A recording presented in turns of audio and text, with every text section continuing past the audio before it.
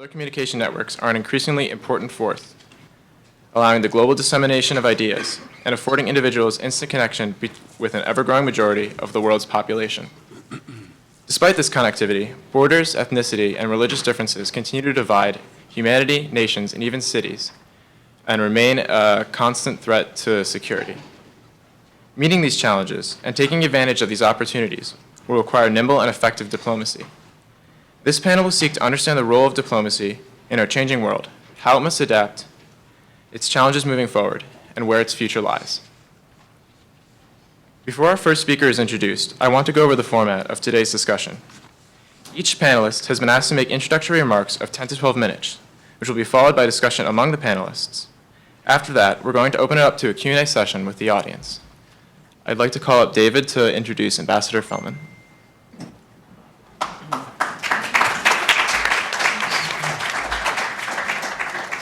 Good afternoon, everybody. I'm David Heim. I'm a senior here at Tufts and part of the EPIIC class.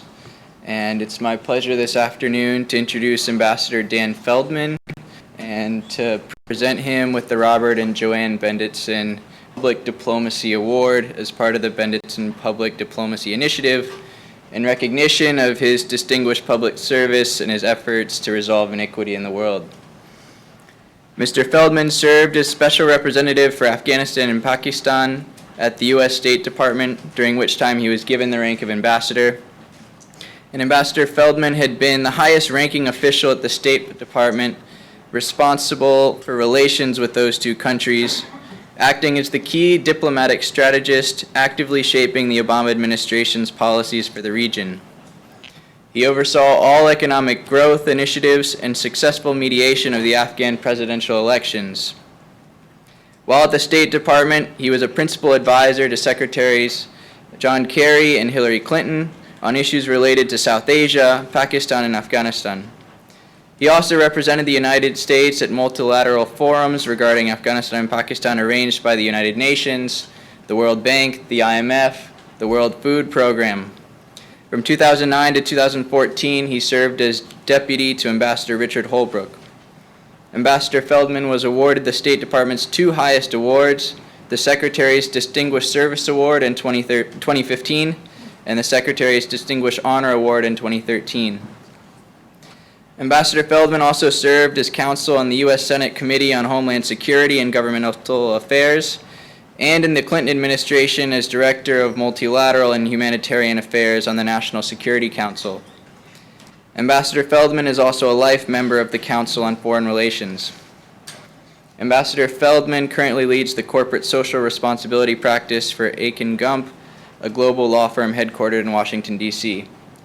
Perhaps most intriguingly, though, Ambassador Feldman earned his undergraduate degree here at Tufts University and is an alumnus of the EPIIC program, which makes it all the more special to present him now with the Robert and Joanne Benditson Public Diplomacy Award. So I'll read it off for you. So the award says,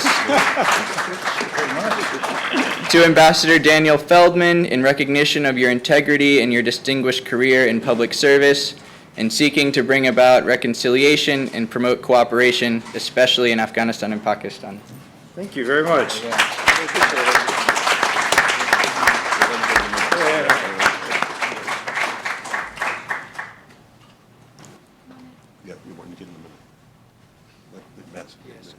All right, great.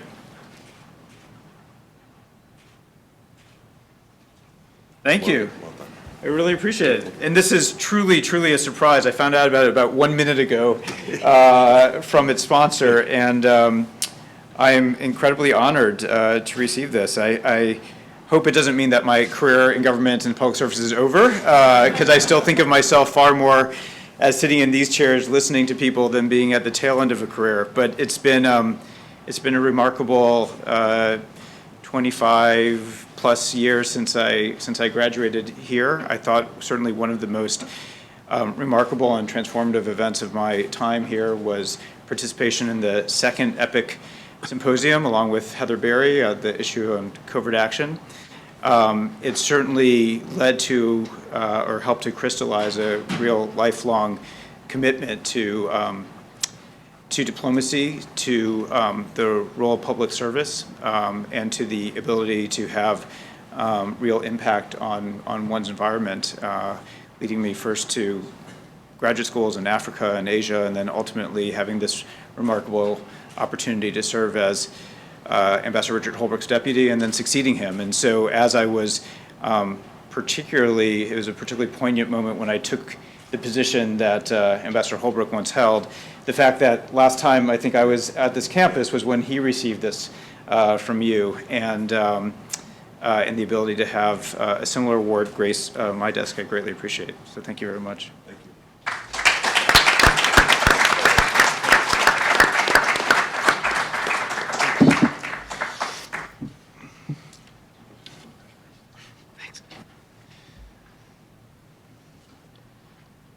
Is it over to me? Yeah. So the first speaker, am I kicking this off? Oh, okay.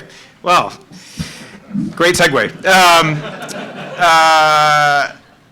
I would just say by kind of opening, and I meant this to be more informal than any sort of prepared delivery, and I certainly always felt that the most informative and memorable events were those where we actually had real dialogue and real engagement, as opposed to just being lectured to. But it certainly seems like a panel on the future of diplomacy is particularly timely on the morning that the New York Times editorial is calling Secretary Tillerson and questioning where the role of diplomats is, where he has been in particular. And at a moment when the world seems more complex and difficult and challenging than ever before, the need to exercise and have at our disposal and leverage every potential instrument of power, whether that's military or intelligence or economic or communications or person-to-person ties or development, or, in my experience, absolutely the role of diplomacy in particular. And yet there's actually been a real sense of the downgrading and degrading of the role of diplomacy, both given the events of the last month and since the beginning of the Trump administration. But I'd say one that had been growing as well for probably the last 2 decades, with the, in my opinion, over-reliance on just raw and unassessed intelligence at the expense of what diplomats are actually capable of doing and able to do and contribute through their own discussions. I heard Justice Ruth Bader Ginsburg said yesterday, or 2 days ago, in comments that were applicable to democracy, but I think are just as applicable to diplomacy, when she said that, we're not experiencing the best of times right now, but that she said a great man once said that the true symbol of the U.S. is not the bald eagle, it is the pendulum, and when the pendulum swings too far in one direction, it will go back. And so I do hope that through the continued study and nurture and care of diplomacy, that we will see that pendulum come back and continue to see it elevated, because I think the need for it is now more than ever before. In terms of, obviously I served the Obama administration under both Secretaries Kerry and Clinton, and also served in the Clinton administration at the National Security Council. So I do come to it with a reasonably partisan viewpoint, and yet I think what's most interesting about foreign policy is that, by and large, there's been a broad bipartisan consensus on foreign policy for the last 7 decades. And so what we're finding ourselves in now is not so much a situation of Democrats versus Republicans, but really the entire mainstream establishment foreign policy community versus the Trump administration right now. And there's a real fear and concern among the foreign policy community about the dismantlement of the post-World War II liberal world order. I think that was a topic of discussion earlier in the Symposium. But as I go to many of these retirement ceremonies of former colleagues at State, including yesterday's of Dan Fried, who was then the longest-serving career diplomat, who warned about the fact that this period since World War II has seen the longest period of general peace in the West since Roman times, and has in many ways been brought about by diplomacy, whether that's the creation of the UN, the other multilateral organizations, NATO, Bretton Woods, but it was all reliant on that ability to engage and find common space.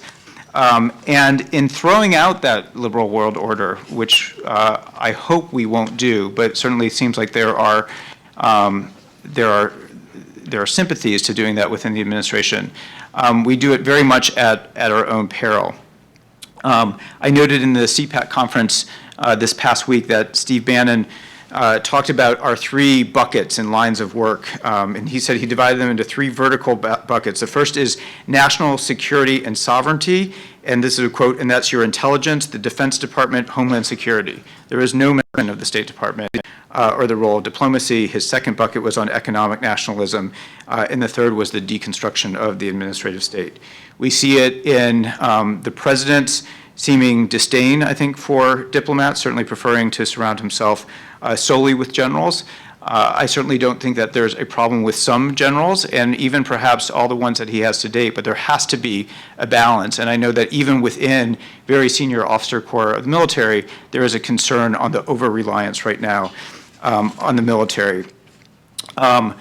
We certainly didn't see any role for the State Department in the initial calls to foreign leaders.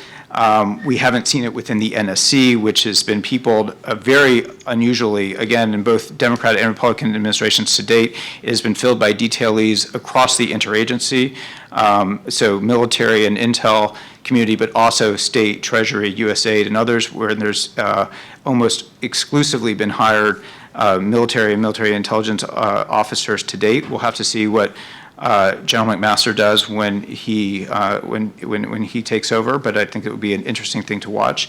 And then per the New York Times today, this absence of State Department in general, the fact that Secretary Tillerson was not at the meetings with Abe, with Trudeau, with Netanyahu.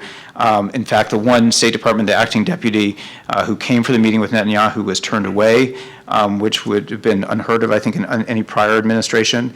The fact that state seems to be excluded from decisions with enormous diplomatic consequences, not just the immigration executive order, but Trump's announcement away from the two-state solution in Israel, Palestinian state, and the declaration that Iran is on notice. There has not been a press availability at the State Department since the beginning of the administration. And even the isolation of the secretary within the State Department thus far. There are dozens of really critical leadership appointments that need to be made. He absolutely has the right and should bring in people that he trusts in those positions. But right now, without any deputy secretary, undersecretary, assistant secretary, there's an enormous gap between him and the career foreign service officers and civil servants that are holding the other positions, with very little sense or vision of where they need to go, nor an operational manner to actually get there. So I'm very concerned about the future of diplomacy, just given the administration. But I think, but my concern about the future of diplomacy is actually tied as well to this this new model of Fortress America and its approach to diplomacy in the post 9/11 world. And then, so I think the current political dynamic just exacerbates a trend that was already very much in existence. For those of you who haven't seen it, the Wall Street Journal did a fantastic, very, very in-depth piece on a woman named Robin Rafel. She was an ambassador to Tunisia. She was our Assistant Secretary of South and Central Asia, and then she worked on my staff on Afghanistan and Pakistan for several years. A very noted career Foreign Service officer. And it turns out that over the course of from 2013 to 14, she was caught on intercepted communications with a foreign official, in this case a Pakistani official. And as a result of that, the FBI obtained warrants to monitor her accounts, search her home, transcribed information that she had discussed with the Pakistanis, took it to intelligence officials, and then since they determined that these were on issues above her security clearance, that she posed a national security threat and was accused of espionage. Needless to say, this destroyed her career. After 17 months, the FBI took the position of declining to prosecute because there was very, very little, if any, evidence, but obviously was not able to clear her name. And so the Wall Street Journal did this a very in-depth story, which is actually going to be made into a book, about what led to this clash. Because in many ways, what she was doing in going out and talking to Pakistani government officials, civil society officials, military leaders, was the very essence of what diplomats were taught to do for many, many years, but which has been harder and harder to do given the intel collection on SIGINT and a range of other things, and in increasingly constrained embassies, which are worried about any exposure to security concerns, as we saw most notably in the Benghazi aftermath. So she was actually talking about issues which, though they may also have wound up in intelligence and in the President's daily briefing, they were also on the front pages of the newspapers every single day. What drone strikes actually mean, what was what the likelihood of coup attempts. And so being able to get those additional layers of information, and she was critical in the role that she played for our team and for the State Department, because she had such longstanding relationships in Pakistan. When the government changed from one party to another, she was the only one there who remembered and had relationships with the prior government that was about to come back in. She could say which member of parliament was important to listen to or not. And yet she was seen, as this article describes, as the last of the Mohicans, that she, rather than sitting on the embassy ground looking at intelligence reports, she was out meeting with people over coffee, having appointments. She dressed in a shalwar kameez. She drove herself in a local car rather than being in an armored vehicle the entire time. And she was really engaged in very actively in traditional diplomatic efforts. And these were areas that the intelligence community just simply did not understand what diplomats did and how they worked and the value that they brought the portfolio. So it had an extremely chilling effect, obviously, when she was stripped of her security clearance, lost her job, because to the whole cadre of more junior Foreign Service officers who looked at her and said, if this can happen to somebody like that, what are the incentives for us to go out and engage in these ways? And we see it's a very difficult calibration that has to, and balance that has to be struck. There are obviously very, very legitimate security concerns in many embassies around the world, and I strongly believe in continuing to have expeditionary diplomacy where we have to be out there engaging. But we can't let the fear of those security concerns lead us to a disengagement or an over-reliance on other mechanisms of data collection. I certainly saw this in Kabul over the course of my 6.5 years overseeing the Afghan account. When I started, you could drive from the airport to the embassy, which was just about 3 kilometers. By the time I ended, it was only transport in helicopters. Most officers stayed solely on embassy grounds the entire time, which meant that for security reasons, parliamentarians, civil society leaders, others had to come to the embassy for meetings, which obviously limited the range and scope of people that were willing to come to the embassy and be seen there. It was, and many of these tours, because they're dangerous and because they're unaccompanied by family members, means that people are only there for a year. So by the time you start getting up to speed and forming relationships, you're then gone. And so there's been a general downgrading of the role that diplomats play, I think very much against our core national security interests. And so what did I see as the role of diplomacy in the course of my most recent time in government, the 6.5, 7 years overseeing Afghanistan and Pakistan?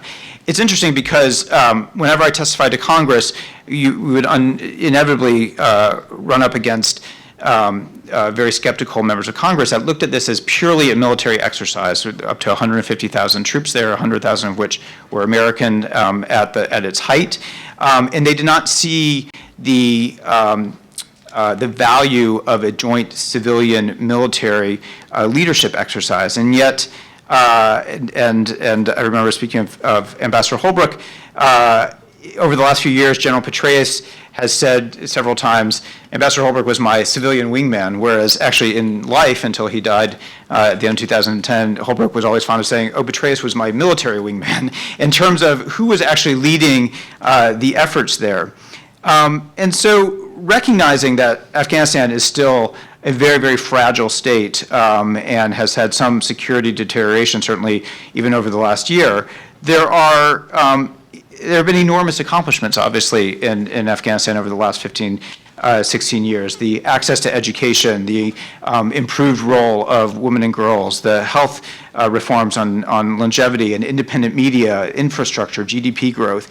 And I would say the vast majority of that was led by diplomatic efforts. It was certainly diplomacy that ultimately facilitated and nurtured the current Afghan government, the government of national unity, to come into existence and to stay stable over the last 2 years. Diplomacy which led to the U.S.-Pakistan bilateral relationship growing and strengthening to allow us to better leverage and have use our relationship with Pakistan to try to bring them into a long-term, a sustainable resolution to Afghanistan.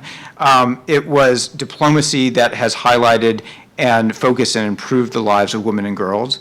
And at the end of the day, certainly in a military conflict that we've been involved in for the last 15, 16 years, I don't think you would find any military commander, including the NATO commanders who have served there over the last number of years, who would say that there is a military solution to Afghanistan. The only sustainable resolution to Afghanistan is through a negotiated political settlement that gets the Afghan government engaged with the Taliban and others, supported by those in the region, whether in Pakistan, in the Gulf, in China, Russia, India, and elsewhere. And so that is what we had to continue to work with and try to incentivize. And that was the role of our office. So the very first thing that Holbrooke had me do when we started and built this office was build an international contact group of all the 50 nations that were involved in Afghanistan. Notably, and this was very important, I think, especially now, that he did not want it to be just NATO and military partners, but all the countries that were engaged and had economic and cultural and other influence in Afghanistan. And so we ensured that there were, I think there's now 52, 53 countries involved in it, over a third of which are Muslim majority countries. And that was very, very important to show that this was not a clash of civilizations, that it would take all these countries collectively to try to find this long-term sustainable solution. And so whether through diplomatic efforts like that or through what I saw firsthand with Secretary Kerry when he went and brokered this unity government in Afghanistan in 2014 and 15, where there was a significant concern about another civil war that would break out, given that both candidates thought that they had won legitimately the electoral vote, where he just showed the tenacity and continued desire to engage, bringing them together, building personal relationships, making sure that he understood their concerns and relating to them as individuals. Talking about his own experience, narrowly losing the presidential election in 2004, what had been sacrificed to date by Afghans, not just the international community, but the tens of thousands of Afghans that had died and what Afghanistan had at stake. But willing to go there and engage and then stick around and be there, and he, after negotiating for a weekend, then left me there for the next 6 weeks to figure out all the details, but to determine what actually had to be done on a day-to-day basis to make this stick and to ensure that it could actually be operationalized. And that sense of constant engagement was certainly his default, as you saw with the Iran deal, with his efforts at Mideast peace elsewhere. But it's also something that I saw consistently from other leaders and mentors that I witnessed. Certainly, Secretary Clinton, when she went to Pakistan and spoke repeatedly in town halls and on media in a very, very adverse climate at a time when only 4, 5, 6% of Pakistanis had a positive image of Americans, and where she would say, and because she was honest and because she was transparent, that she gained their trust and respect on this is what Pakistan needs to do. This is the threat that you are that you need to address specifically with terrorism and extremism in your country, with taxes, with the whole range of issues, but her willingness to be there in the fray, to represent, to communicate, and certainly as well, what I saw over many years of working with Ambassador Holbrooke, both his.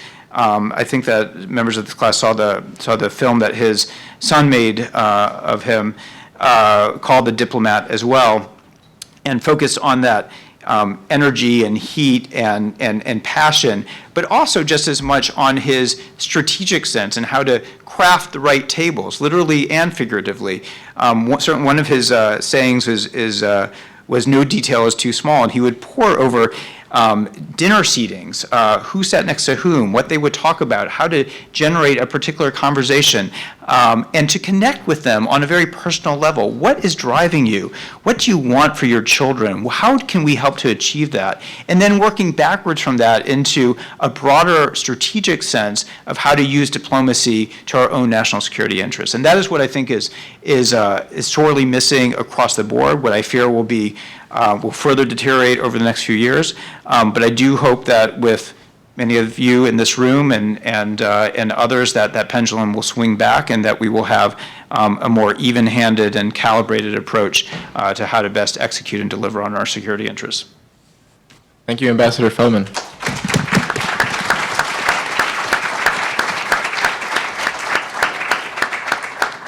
Our next speaker is going to be Dr. O'Malley. Dr. O'Malley is the John Joseph Moakley Distinguished Professor of Peace and Reconciliation at UMass Boston's John W. McCormick Graduate School of Policy and Global Studies, and an author of numerous books on topics related to divided societies. He is the founding editor of the New England Journal of Public Policy and a recipient of the Dr. Jean Mayer Global Citizenship Award for 30-plus years of tireless work in peacemaking, including convening the first all-party conference on Northern Ireland in 1975. Dr. O'Malley? Thank you, and thank you for the invitation to speak here. I spoke at the first EPIIC conference 30 years ago, and I have a 50-year association with Tufts University. So just to dispose of something, the doctor before my name should be taken away. In fact, if I had a doctorate, I would not be here today. I was on my way to doing a doctorate here in economics, and the chairman of the department, at my request, after I'd finished all my coursework and all I had to do was to rewrite a book I'd written to get my PhD, but I, being such an Irish snob, said I wanted to go to Harvard and not to Tufts to get my PhD. So he moved me over there on a scholarship, and once I got there, I kind of said, what the hell am I doing here? Another 2 years of coursework?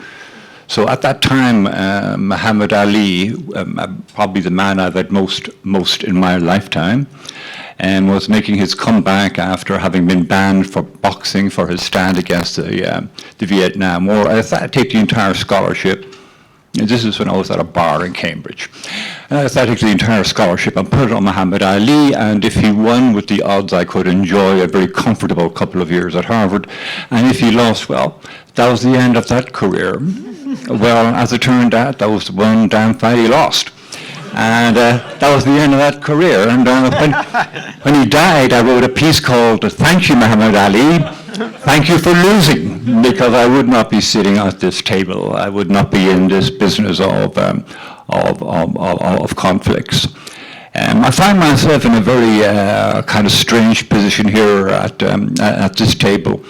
But let me say one thing first, because I think it has to be said, and I am a believer that you have to say what has to be said, and you have to say it again and again and again until it sinks in or it becomes as prevalent as fake media.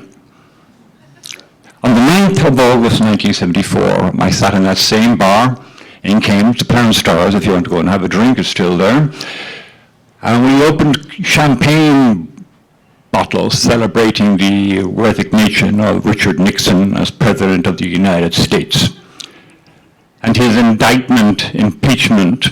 And the first article of impeachment was for obstruction of justice. And in the last 4 days, you've had your president, number one, have his chief of staff call the FBI and tell them to kind of slack off on this investigation into the Russia connection. Number one, that was against the law. Number two, he called in the heads of the Republican Intelligence Committee, of the Republican heading, the Republican State Congressional Committee, and the Senatorial Committee to tell them to call the media and say these investigations are really going nowhere. He asked the Homeland Security Department to produce a report that would say that the ban on Muslims from certain countries was in fact should be carried out because it had legitimacy. They were in fact a threat to national security. And when that department told the truth to power and came back and said they were no such threat, he buried or tried to bury the report. That's what's going on this week in your country. And if you talk about any kind of future, begin here with the fact that you have a president who is breaking the law and is acting in violation of the Constitution of the United States. And so that I said loudly and clearly, and I want to say very undiplomatically, this miasma will continue. Now I can relax.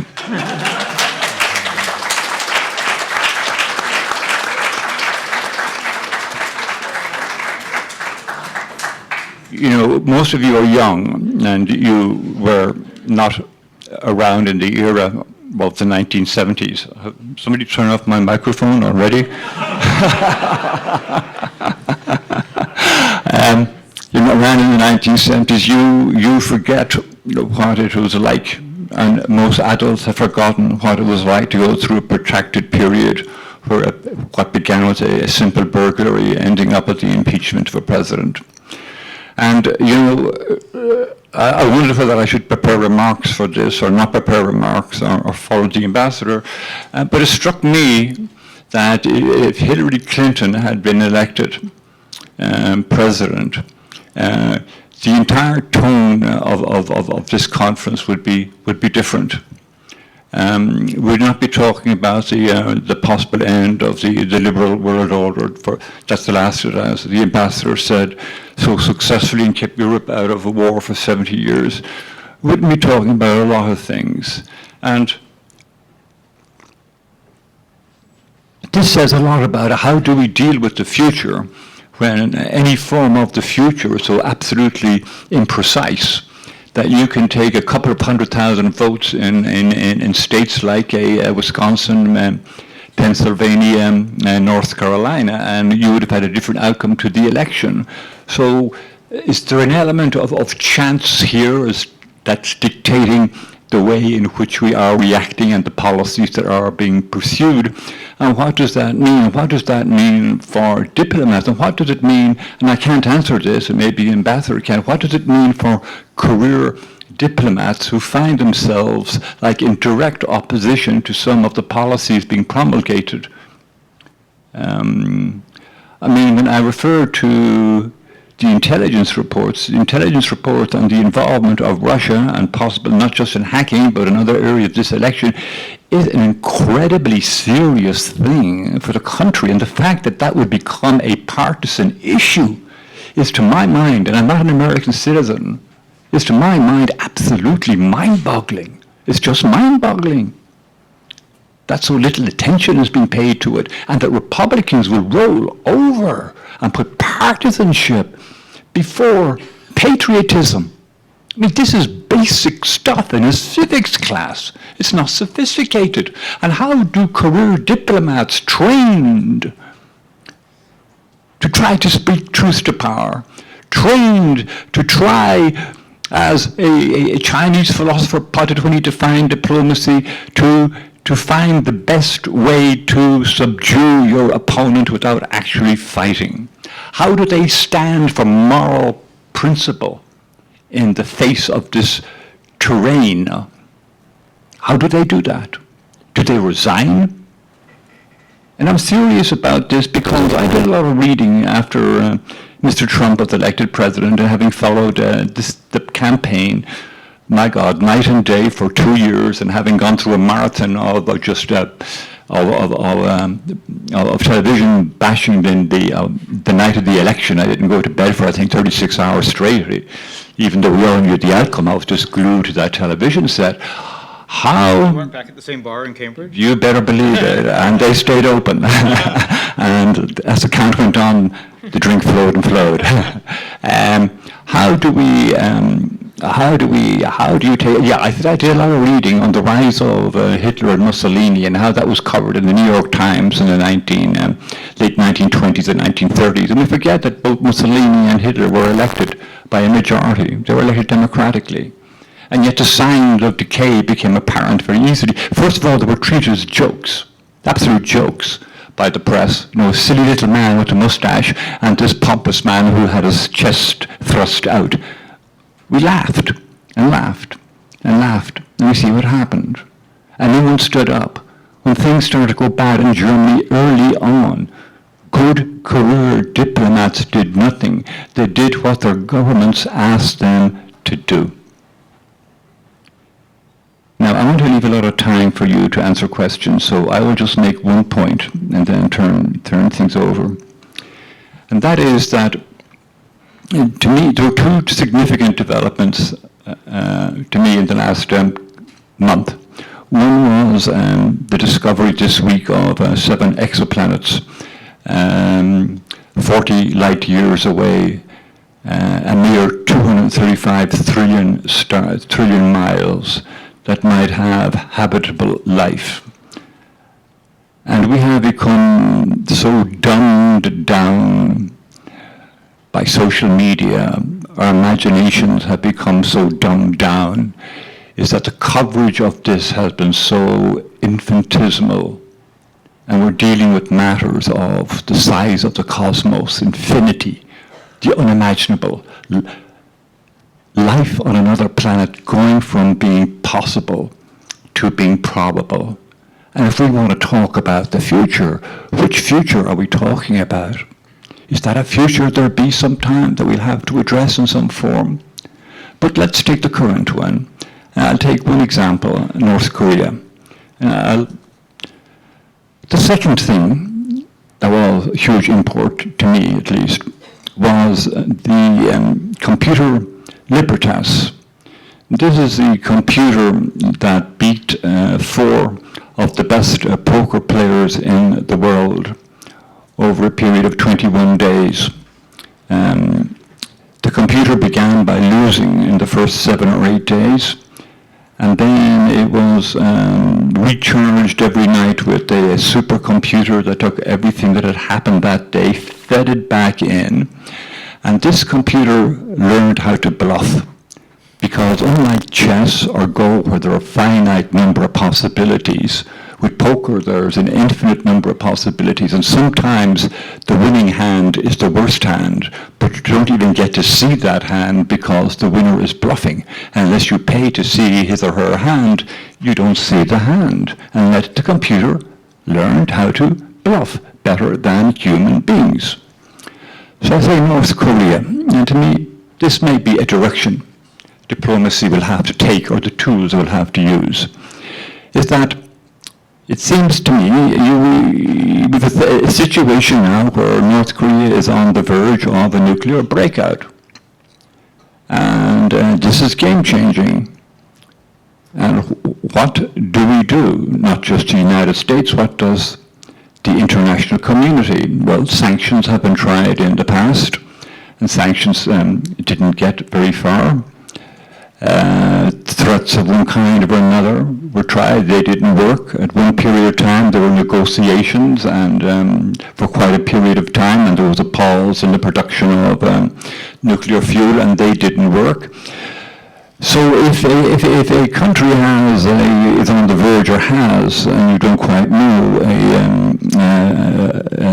nuclear warheads that are fuel solid, and there are mobile launchers that are, if launched, could reach perhaps the west coast of the United States. how do you respond to Kim Jong-un? You threaten him at war. What is the response? Do you threaten him with more sanctions? Do you lean on China? Well, actually China might have a different take on his development of nuclear weapons and a nuclear strike than the United States. I mean, this country is so full of fear. So still post 9/11, that every time something happens in every corner of the world, if a bombing happens in Paris, the people of Paris take it in stride. The people of the United States kind of shake in fear. Just a statistics. American public believe that 1 in 6 people in the United States is Muslim. 1 in 6. The reality is 1 in 100. That's the reality. But it's the 1 in 6 that guide how policy is made. So what I would suggest is that one way forward perhaps is to build or design algorithms, feed them with every single piece of data that's possible to be accumulated on Kim Jong-un's life. Feed it with every possible piece of information on North Korea. And then develop computer programs that is able to see what his response was to domestic threat, to foreign threat, to every single kind of threat he has faced. And then to assess whether or not he was bluffing and when he wasn't, and how he bluffed, and how effective it was, and whether or not he carried out on the threats he made on other occasions, or how he assessed threats, and feed this all into algorithms. And they will come up with a strategy, and that strategy would be able to deal with the ways in which he would bluff if in fact he were threatened with a nuclear strike by the United States or others. And I think that in the future, if we want to talk about the future rather than talking about either the United States, there's a world out there, and maybe more worlds, but that we have to start looking at the major directions in which the world itself is going. And it's not just that the world is changing. It's changing at such an accelerating rate that we are afraid really to even face or have not yet even talked about many of the consequences that are on our doorstep. And many of those have to do with the rise of artificial intelligence and of learning machines. And the fact that it is not a possibility, but it is a probability, and a strong probability, that there will be machines that will be more intelligent than human beings. And that what will differentiate human beings from machines will be consciousness. So there'll be a decoupling of consciousness and intelligence. So algorithms will be intelligence gathering data and capable of making decisions, possibly, than human beings themselves. Thank you. Thank you, Professor O'Malley. Our next speaker is going to be Mr. Leroux Martin, who's the Director of Rule of Law, Justice, and Security at the U.S. Institute of Peace. Previously, he headed the legal department of the International Civilian Office, which was responsible for supporting and supervising Kosovo's independence, and also served as the chief legal advisor to former Belgian Prime Minister Wilfried Martens during his tenure as chair of the Political Restructuring Commission of Bosnia and Herzegovina. He has been a frequent contributor on BBC World News, BBC Radio, CBC Radio, Al Jazeera, Radio Canada, and the New York Times. Mr. Leroux Martin. Thank you. So thank you for inviting me. It's a real privilege to be able to be here with you and to talk about the future of diplomacy. When I got instructions from people who were moderating this panel, I saw that we were asked to present or prepare the presentations as an oral opinion piece or op-ed. So I try to be very diligent and do this accordingly. And so my presentation, if I had to structure it as an op-ed, the position that I would take and try to defend would be as follows. My position would be that diplomacy will play a lesser role in effectively managing the end of armed conflicts in the upcoming years. So that would be my editorial position that I would take.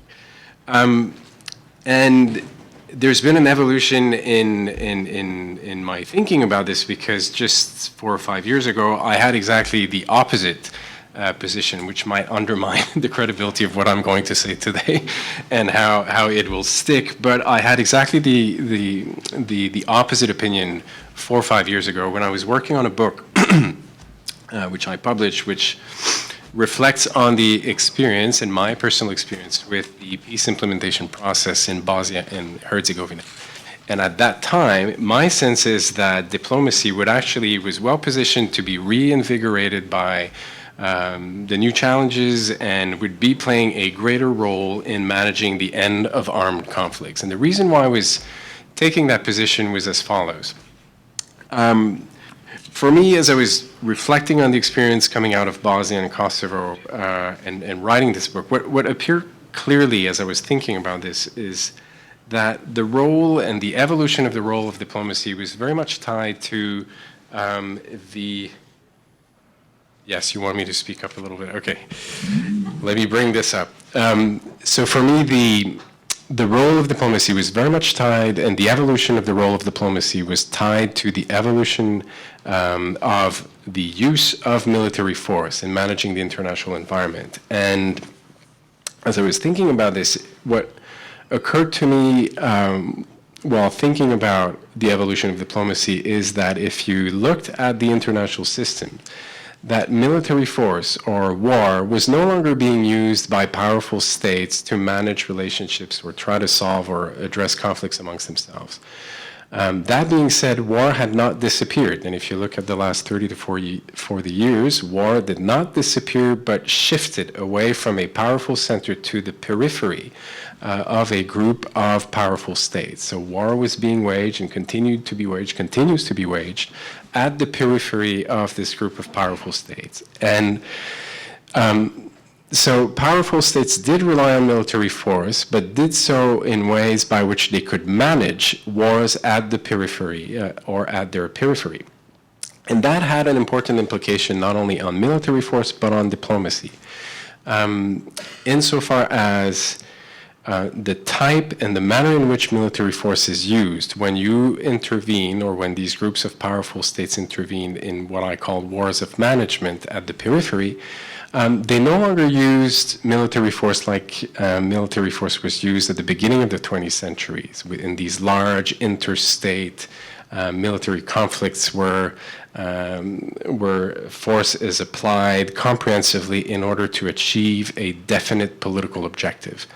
If you look at the situation in Bosnia or Kosovo and you try to see how military force was used, you realize that military force was used in the following manner, that we were using limited military means in order to achieve limited objectives. And so force was used in those contexts, in the context of Bosnia and Kosovo, essentially to create a space for conflict to be solved diplomatically and through negotiations.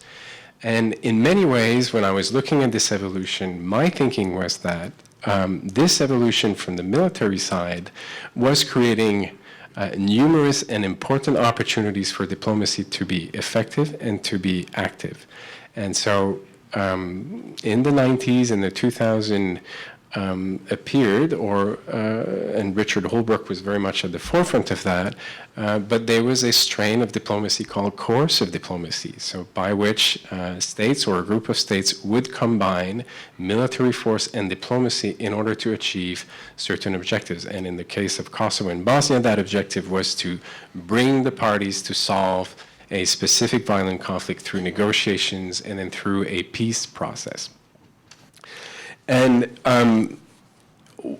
what I realized while I was researching and writing this book is, as I was mentioning earlier, that there were then many opportunities for diplomacy to be reactivated and to effectively address the end of armed conflict. And my experience in Bosnia and Kosovo gave me a few insights or a few ideas about how diplomacy was being used effectively to do that. And so in the book, I made a couple of points. One of the main points that I made was that when we intervened in Bosnia and Kosovo militarily, we did not end the conflict per se, or we did not end war. And one of the points that I make is that war doesn't end with the end of armed conflict. When we intervene in these environments, what we did in Bosnia and Kosovo is that we pushed conflict to transform itself from an armed conflict to what I call a non-violent war, essentially a conflict during which political factions and factions on the ground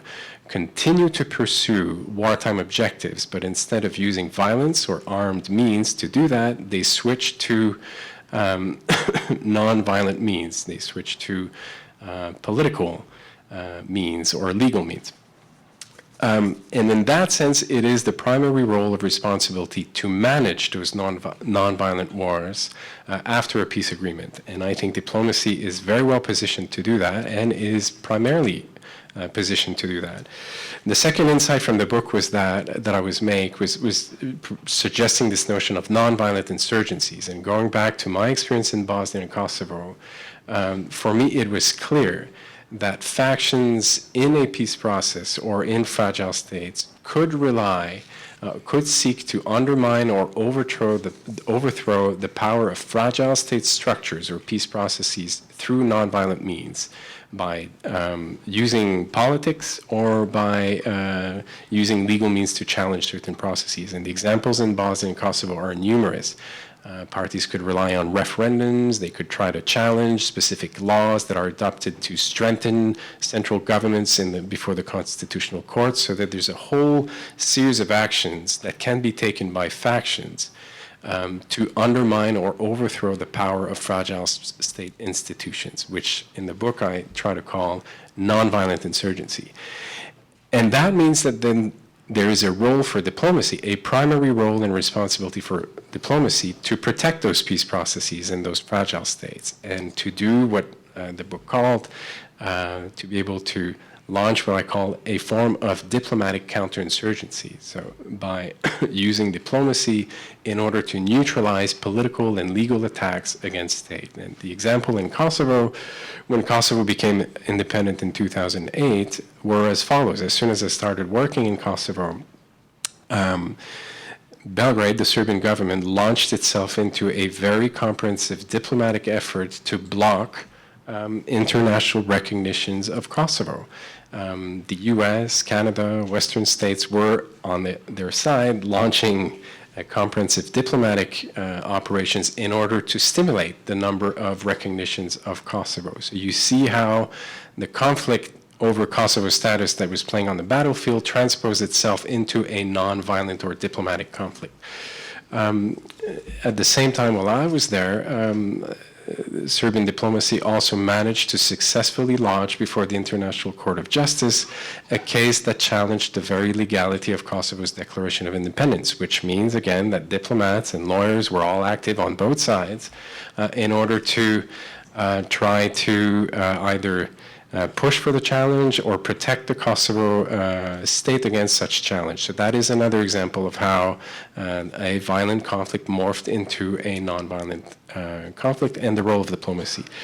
So as I was writing this book, I was very optimistic about the future of diplomacy and the role of diplomacy, and I thought that diplomacy had to play a primary role in managing all these aspects of peace processes that come after a military intervention with limited means and limited objectives. But with the change in circumstances and new developments, I came to change my position and be more pessimistic about the capacity of diplomacy to effectively manage the end of armed conflicts. And I want to make absolutely sure here that I you don't interpret what I'm saying as a position that I would take on whether diplomacy should be playing a role, because I am a firm believer in diplomacy and its ability to be effective in that domain. But I think that for a number of reasons, I think that the capacity of diplomacy to do this, and I think that goes back to a lot to what Daniel was mentioning as well, I think that the capacity of diplomacy to be effective is currently and may continue to be constrained.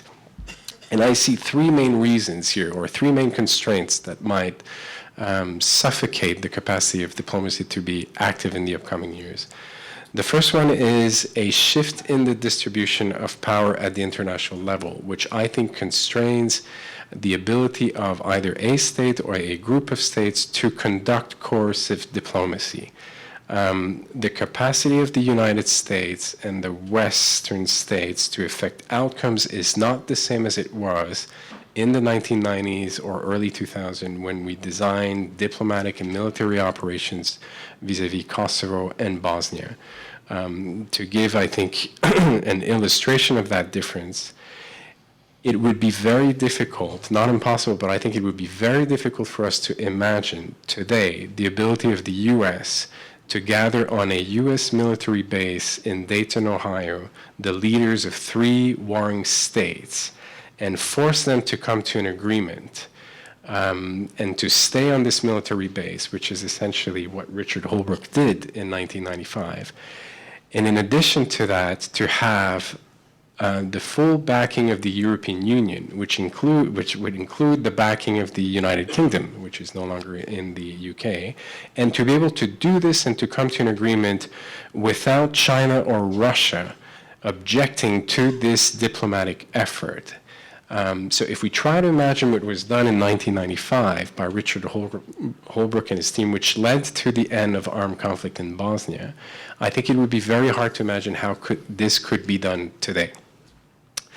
The second constraint on I think the ability of states to use coercive diplomacy is linked to what I would call technology and political risks. A lot of the interventions in these wars of management, or when powerful states decide to intervene at the periphery to manage conflict, these interventions are designed on the basis of very clear political considerations at home. And in many ways, my sense is that technology has reduced the human risk and costs for military and diplomatic interventions abroad in those types of undertakings. And as such, it offers a number of avenues to policymakers and politicians that minimize the political impact of a given intervention. And I think this has an impact on the likelihood and the willingness of the US and Western states to intervene abroad to end armed conflict in certain settings.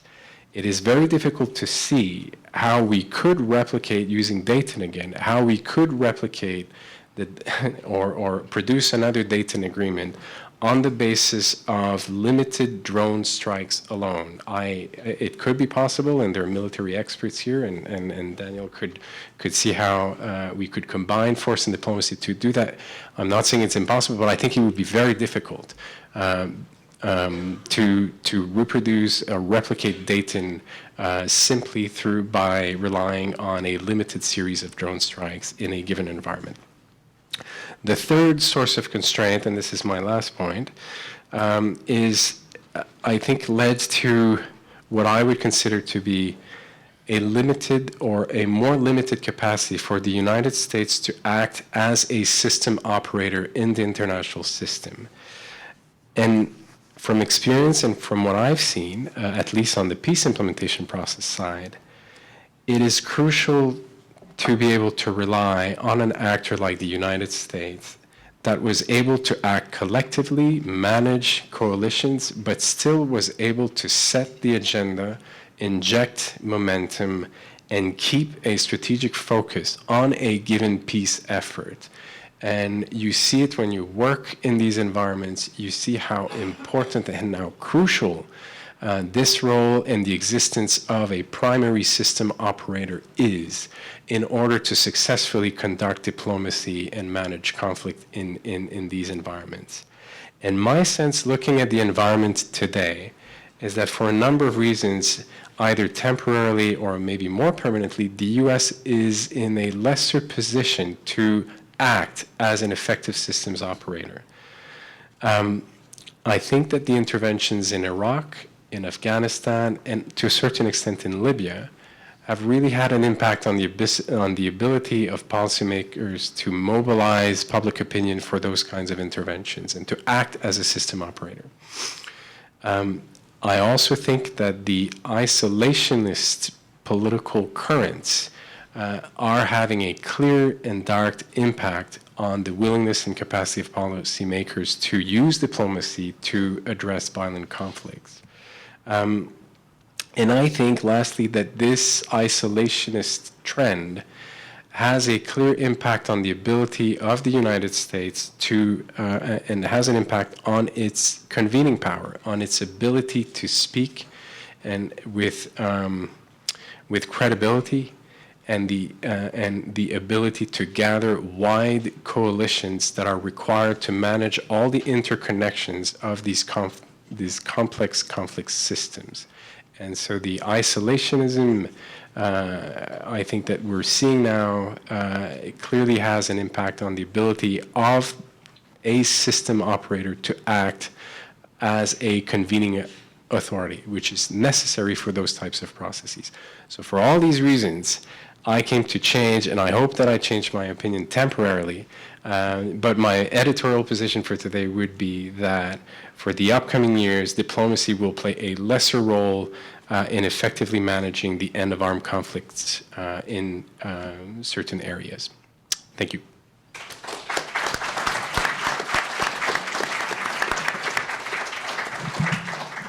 Our next speaker is going to be Dr. Rodrigo Tavares. Dr. Tavares is the founder and CEO of Granito Partners, a member of the World Economic, and he is a member of the World Economics Forum's Expert Network. He's an associate research fellow at the United Nations University. From 2011 to 2014, he served as the head of Sao Paulo's state government's Office of Foreign Affairs. During this time, Sao Paulo state was regarded as one of the foremost subnational actors in international relations. And Dr. Tavares was invited by the UN Secretariat to write Secretary General Ban Ki-moon's annual report on Africa's development. Dr. Tavares. Well, thank you very much for the invitation. Thank you very much for having me. Over the last 1 hour, we heard that diplomacy is under siege, it's being suffocated, and it's being challenged. So my role now for the next 10 or 15 minutes is to lay out a new way of looking at diplomacy. And we can start with a press release. This is the Prime Minister of Canada's official website. If you are keeping track of the news, he just came back home from a trip to Europe. He was in Germany, and his office just issued this press release. Can you read it? As I was going through the press release over the last days, there is a paragraph which I'm going to read, which says, in Hamburg, the Prime Minister met with Mayor Olaf Scholz, as well as officials from several of Germany's federal states. Following the meetings, the Prime Minister attended the event Bala, and the German Foreign Minister Sigmund Gabriel also spoke at the banquet as an invited guest. So, number one, he met with the mayor. Number two, he met with other representatives from the German Länder, the federal states. Number three, at the very same event, there was someone else who also spoke. That person happens to be the German Minister of Foreign Affairs, and he participated as an invited guest. That's the meeting between the two of them, Prime Minister Trudeau and the mayor of Hamburg. That photograph had been very difficult to take about 15 years ago. Right now, it's fairly common to have a prime minister or a sitting head of state going abroad and meeting with a mayor. So what is going on here? If you canvass Europe, the United States, Canada, probably Latin America, and most of Asia, you're going to realize that the majority of cities, they could be 100,000 inhabitant cities, they could be much larger, they do have their own foreign policies. They could be very professional, very compelling, very active. They could be more dormant, more amateurish, but they do have foreign policies. This trend is called para-diplomacy, the foreign policy of subnational governments, be they cities, states, regions. There are some people from Russia, could be oblast. People from Germany could be Länder. This is a new way of looking at diplomacy, para-diplomacy. So why does it matter? Why are we here in at Tufts having a conversation about the foreign policy not of sovereign nations, but of cities and states? For a set of different trends. Trend number one is the urbanization of the planet. If you just look at the graphics, right now, 55% of the population lives in cities. In 2050, it's going to reach 66%. If you look at 2007 or 2008, Ban Ki-moon declared that that transformation, when the majority of the population start living in cities and not in rural areas, would be the largest transformation humankind has experienced. Ban Ki-moon is my former boss, and he didn't miss one opportunity to declare that that transformation was, it had a tremendous impact for humankind. The second trend that might lead up to the empowerment of cities in the future is just decentralization. So if you like definitions, you have UNDP definition on decentralization, but since the 80s, it's emerging as a valid political and economic goal. Look at the Gallup polls, look at other polls in the United States and other countries, and you're going to realize that people do trust their state or local governments better than the federal government. And it has been a trend over the last 15 years. If you look at Europe, you're going to realize that the trend is, again, sustainable. According to the European Social Survey, out of 10 people in Europe would like to be consulted through referendums. This photograph was taken in Brazil, in São Paulo, 2013. There was, for about 20 days, massive demonstrations on the streets all over the country, but everything was incubated mostly in São Paulo. People were criticizing the hiatus between represented powers and the constituencies. That photograph was taken at the headquarters of the state government of São Paulo, where I worked for 4 years. So I had just left some minutes before they stormed into the palace. The third trend, why does it matter to discuss cities and states, is the fact that some of the cities and states are economically and even financially way more robust than sovereign nations. Just look at the list of the largest economies in the world, and you're going to realize that the 8th largest economy on the planet, it's not a country, it's a state, California.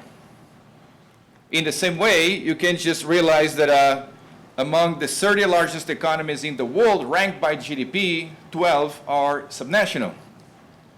Just look at the state of São Paulo.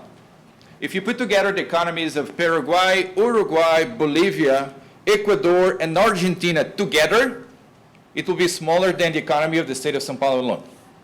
The economy of Guangdong in China is larger than the economy of South Korea, Mexico, or even India. The economy of the state of New York is larger than the economy of Mexico, for example. If the state of São Paulo were a European nation, it would be the 7th richest nation in the European Union. So you might ask now, okay, I get the idea there's something going on here. I understand that urbanization is fueling the emergence of subnational states.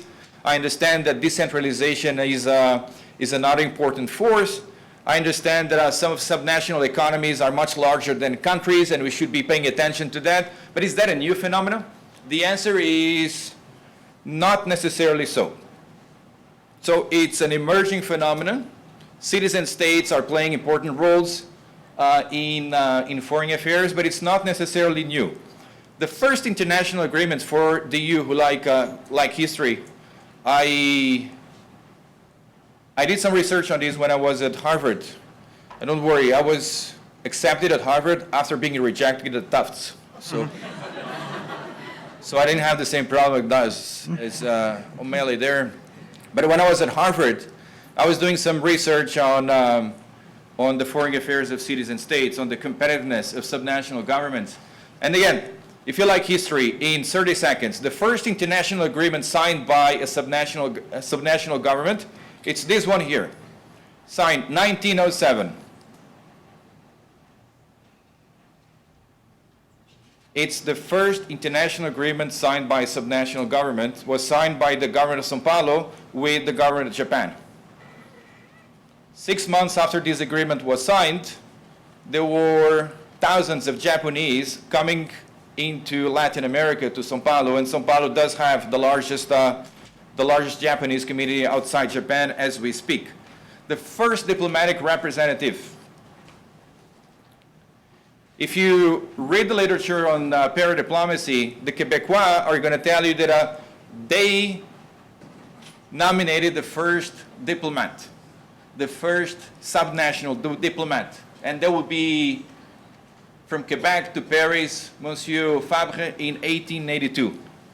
Again, at Harvard, and I would have done much better research if I was here at Tufts, but at Harvard, we just realized that the Quebecois were not correct. There were subnational diplomats before the Quebecois, and the first time a state, a subnational government appointed a foreign diplomat was the state of Victoria in Australia to London in 1857, and that's this gentleman here. So you're looking at the photograph of the first subnational diplomat. The first Ministry of Foreign Affairs, the first State Department of subnational government is from Quebec, 1967. The first international organization is from 1913, the International Union of Local Authorities. So why do cities carry out foreign policies? For a set of different reasons. And each one of them can be dwelled upon on the Q&A session, or we can discuss about it later on. But either to seize global opportunities, to promote decentralization, for personal reasons, for electoral opportunism, to overcome isolation, for geographical reasons, diaspora, and I can give you endless examples of each one of them.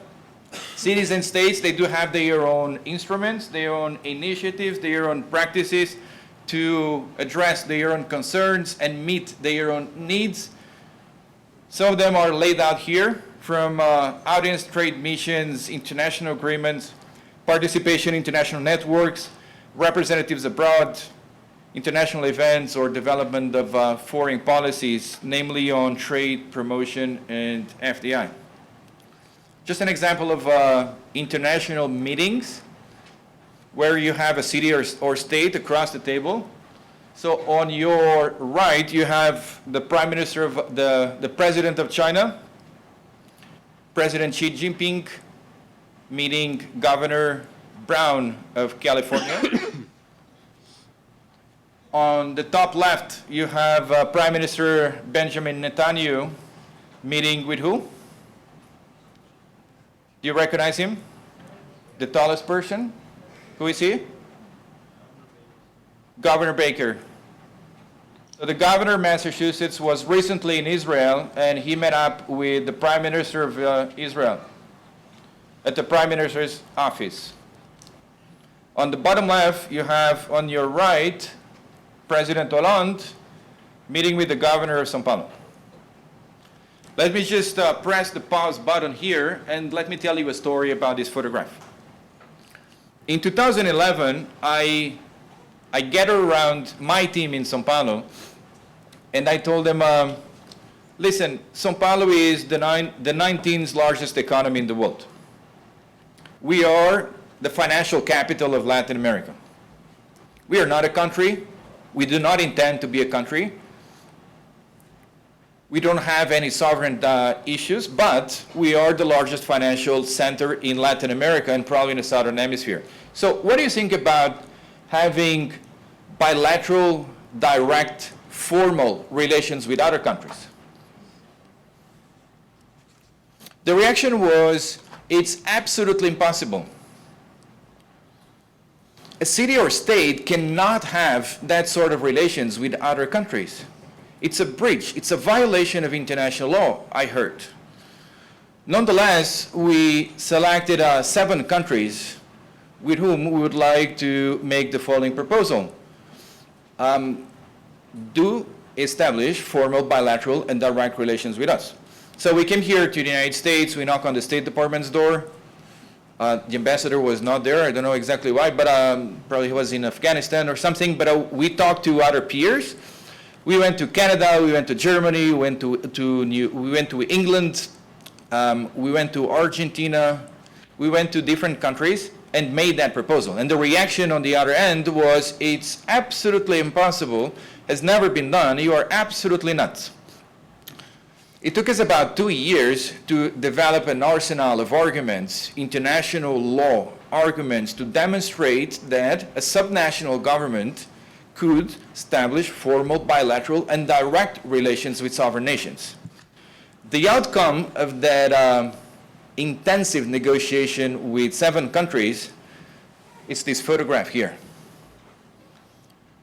President Hollande was in São Paulo in 2013, and in his speech, he announced that he was making foreign policy history because for the very first time, the French Republic would establish formal bilateral and direct relations with a subnational government. We did the same with the United Kingdom. The agreement was signed by the Minister of Foreign Affairs. We did the same with the United States. The agreement was signed by the US ambassador. We signed the agreement with other countries as well.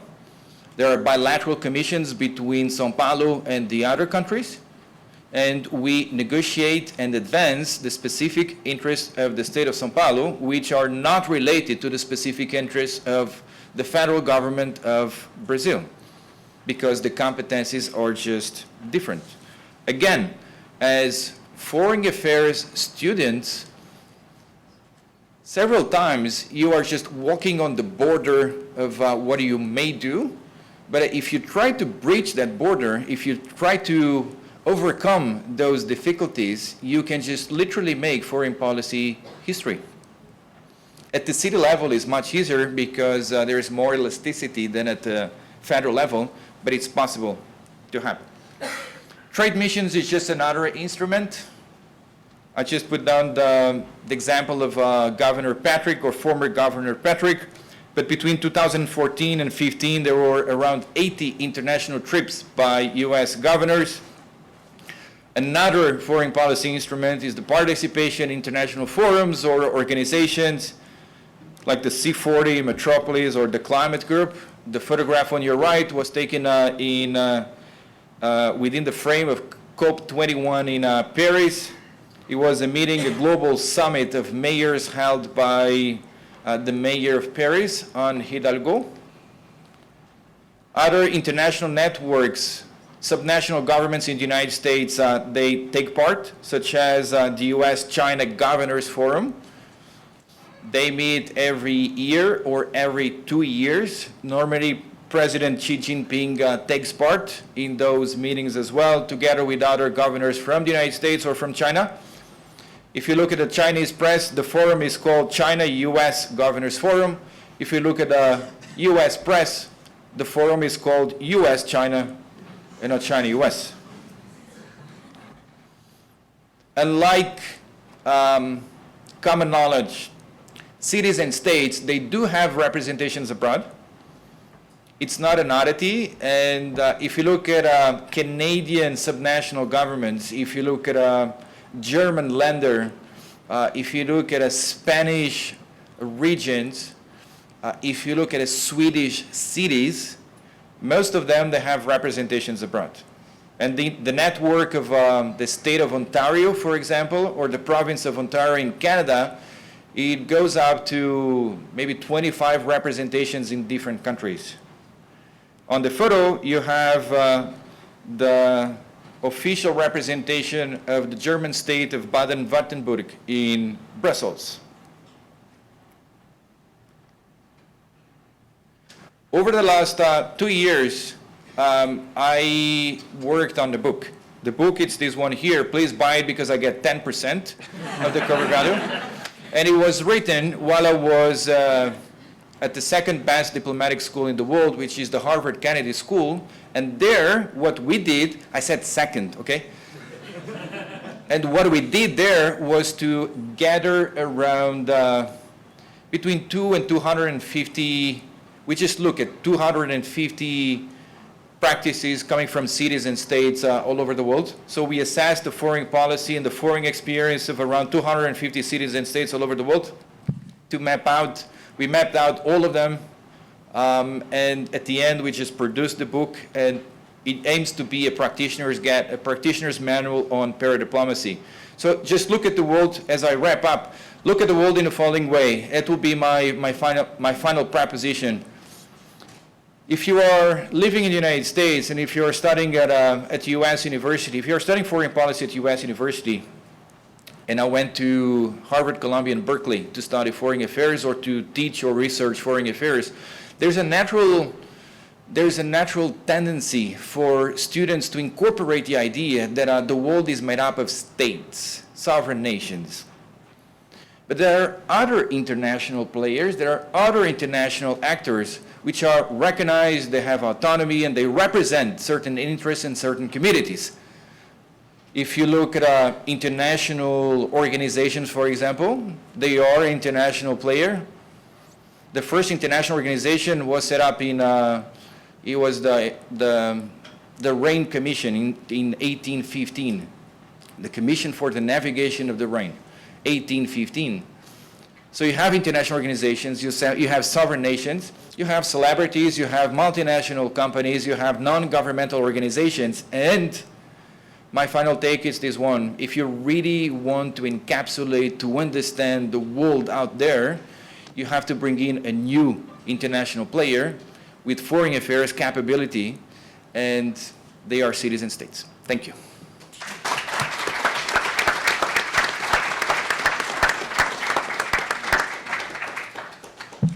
I want to thank all our panelists for their insightful opening remarks.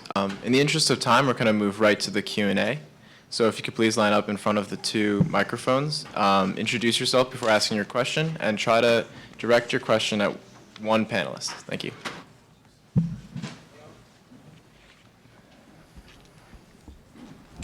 Hey. Yeah. Hello, my name is Igor, and I'm from Moscow State University of International Relations.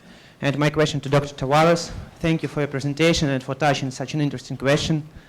And you know, I think it's quite easier to make bilateral relations when you're a federal state. But sometimes there are a lot of unitary states in the world, and my question is devoted to this balance of power. I mean, can federal government ratify these agreements, or can it veto these agreements? So how can we find this balance? Thank you.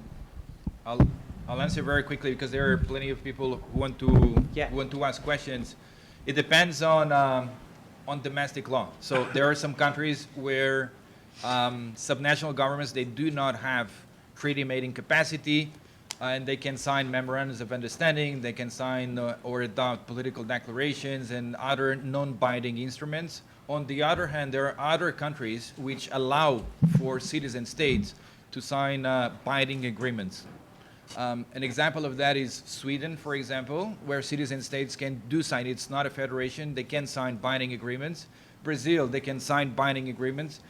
Tens of other countries, they can sign binding agreements. In Belgium, they sign international treaties. In the United States, it depends on your interpretation of the law. So the quick answer is depends on the internal law, but yes, they can sign binding agreements. Thank you. Okay. Hi, my name is Beatrice. I'm from Mexico. I'm a Fletcher student. Before you Oh, yeah. answer, I think, Yeah, before you answer your question, Okay, just- yeah, Yes, sorry. I think it's important because I think the context is being in fact set for it, that if you're looking at the future, is that to understand that nation states are just a passing phase. There's nothing absolute about nation states. At this stage in our development, we have nation states. In the future, we probably, at some point, we probably won't. It might be city states. It could be, and not only are there an increasing number of non-sovereign state actors, there are an increasing number of non-state actors, of violent non-state actors. And an example of this would be, in fact, Syria, where the idea of unifying Syria into what it was before, and what it was before was put together at the end of the First World War, and it was just patched together, is that different concepts of sovereignty are emerging. And that you might see settlements based on different concepts of territoriality and sovereignty, and not national. The sovereign government, the national central government, will no longer be the key entity in whatever ultimate solution emerges. Okay. Okay, well, I guess Dr. O'Malley oh no, you said you were not a doctor, already touched upon my question, really, because with the rise, as you said, of like city-states or like cities conducting foreign relations, I guess I was wondering if you see the world moving towards more fragmentation, towards like nation-states fragmenting more, because there had been a lot of discussion with success of the EU moving towards, instead of a Westphalian state, supranational organizations. But I guess it's kind of, in a way, two conflicting ideas, and I just wanted to hear your opinion. Dr. Tavares, thanks. Sure. According to Maslow, a fundamental need of human beings, can you hear me? A fundamental need of human beings is to belong to something that provides a sense of security, a sense of acknowledgement. On the other hand, the network and globalized society, it's breaching the capacity of the nation state to provide that sense of security. So my take is the more globalized we are, the more we become global citizens, the more we seek out for local spheres of belonging and safety. In addition to this, cities are better at, and they have a better track record at taking care, of caring. If you realize, or if you realize issues such as transportation or safety or sanitation or health care, all those issues, they're either provided by cities or they are provided in cities. So I believe that the nation state has dynamism printed in its core. It's very elastic. It's very adaptive. But we might just live in the near future with fragmented and new medievalist ways of political governments, where citizen states, they will play a role. To add, I think what you are seeing is both accelerating globalization, and at the same time there is a pushback against that. Brexit would be a good example of, I don't know whether that was discussed during your 2 days, but a very good example of that. You have the rise of nationalisms in France, Marine Le Pen. You got it in Holland. You got it in Germany. You got it in Hungary. You got it in Poland, and all of these are pushing in one direction. and globalization is pushing in another. Some would say that, I suppose my opinion would be that accelerated globalization is going to happen, but what the outcomes it will take in terms of relationships between cities, smaller units, and sovereign nations will be different. That different transnational concepts of sovereignty, whether in knowledge, like the World Wide Web kind of flattens concepts of what the governance system and what is not. So again, I think it's good to look at the wider, where are we placing things, what context in the future. Okay. Hello, my name is George Filatov. I'm from RANEPA, Russian Presidential Academy from Moscow. First of all, thank you very much for all your speeches, and my question is addressed first of all to Mr. Leroux Martin, because yesterday there was one of the speakers said that from 1945, if I'm not correctly, there was no war in Europe, and thank you very much that you talked about this small conflict in Europe on the Balkans and the solution. And my question is about the Kosovo precisely, because after the establishing of Kosovo, there continued a conflict between Kosovars, Albanians, Kosovan Albanians, and their Serbs. And after the establishing the state of Kosovo, the number of Serbians living in Kosovo diminished drastically because of, I will call it diplomatically, pressure from the Albanians. So my question is, what did the Western countries, European Union, United States, which were the leading powers in the solving of this conflict, to overcome this conflict between Serbians and Albanians in Kosovo? Thank you very much for your question. I'll also try to answer quickly because I realize there are a lot of people. The short answer to this, I think, would be two things come to mind. The first thing is, if you read the report of the special envoy, Marti Ahtisaari, who was negotiating with Belgrade and Pristina the question of Kosovo, and then produced a comprehensive report which he presented to the Security Council, in which he recommended that Kosovo be recognized as an independent state, but that Kosovo should be placed under a system of international supervision. If you read the report, you will realize in details very quickly that the report is a very long series of protections and legal mechanisms to ensure that the rights of the minorities in Kosovo are effectively protected. And it's not only a long series of legal protections, but it's also in the very structure of the state, where there are many, many provisions that call for decentralization of services, the creation of a special arrangement for northern Kosovo so that the Kosovo Serbs can have control over a wide series of issues.